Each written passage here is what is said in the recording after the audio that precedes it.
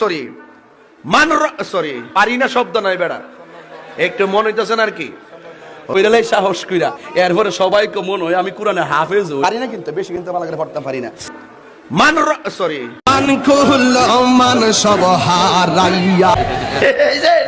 DJ DJ আরে না বেড়া ডিজে ডিজে পারি না শব্দ নাই বেড়া, রাইট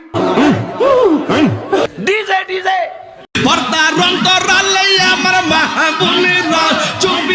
আমি কিন্তু হাফেজও না, আমি কোরআন শরীফ ভালো করে পড়তেও পারি না, বললে মাখরাজ এক ফট এক পায়ে এদিক সেদিক হয়ে যায়, আমি কোনো কারিয়ানাও পড়ি নাই।